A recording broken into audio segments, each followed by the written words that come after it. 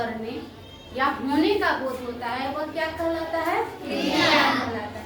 जैसे हम लोग दैनिक जीवन में अनेक कार्य करते हैं, हंसना, रोना, पढ़ना, लिखना, गाना, सोना, ये सभी क्या है? क्रिया है। अब आते हैं धातु। क्रिया का जो मूल रूप है वह धातु का है। जैसे हंसना, हंसना का मूल रूप क्या है? और यह जो क्या है? धातु। और धातु में ना लगाकर, ना क्या है? प्रत्यय है। और धातु में ना प्रत्यय लगाने से क्या बनती है? क्रिया। और क्रिया के बारे में जानते हैं। क्रिया एक विकारी शब्द है। विकारी कहने का क्रिया पर लिंग, वचन, काल का प्रभाव पड़ता है। यदि क्रिया भूतकाल में होगी तो बदल जाएगी। जैसे बच्चे पढ़ रहे हैं, लेकिन जब बच्चा होगा एक वचन में तो बच्चा पढ़ रहा है। यदि काल बदलेगा, बच्चा पढ़ रहा था, बच्चे पढ़ेंगे, अर्थात क्रिया एक विकारी शब्द है। और बिना क्रिया के कोई भी वाक्य अधूरी रहेगी। कैसे?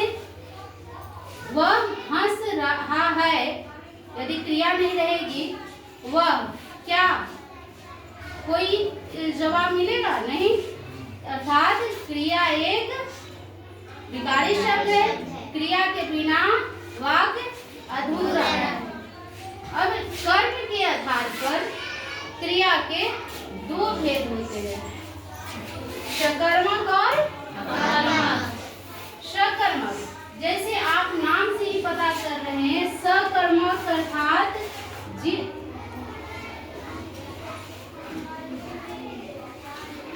जिस क्रिया में, जिस वाक्य में क्रिया का फल सीधे कर्ता को पड़ता है वह क्या कहलाता है? अकर्मक क्रिया। जैसे वह हंस रहा है,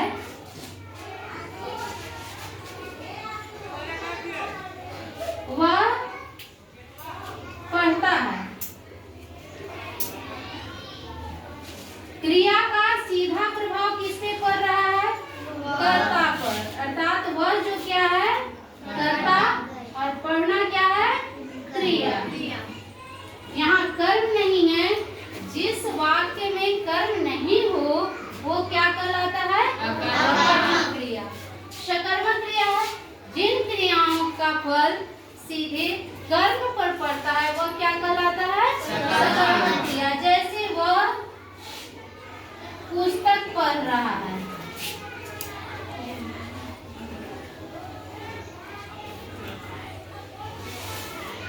क्रिया का फल कहाँ पड़ रहा है?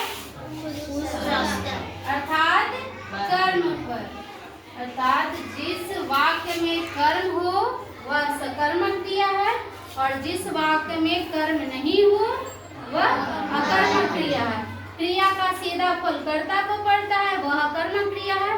क्रिया का सीधा फल कर्म पर पड़ता है वह सकर्मक क्रिया है। सकर्मक अकर्मक को पहचानने का एक और नियम है। यदि क्या लगाकर प्रश्न किया जाए वह क्रिया सकर्मक है। यदि जवाब मिल जाता है तो क्या पढ़ रहा है? पुस्तक पढ़ रहा है। जवाब मिल रहा है, सकर्मक है। वह हंस रहा है, क्या हंस रहा है? आंसर नहीं मिल रही है, अर्थात यह क्रिया अकर्मक क्रिया है। अर्थात हम लोग क्या जाने, जिस शब्द से किसी काम को करने या होने का बोध होता है वह क्रिया है। जिस वाक्य में कर्म है वो सकर्मक क्रिया है, और जिस वाक्य में कर्म नहीं है वो अकर्मक क्रिया है।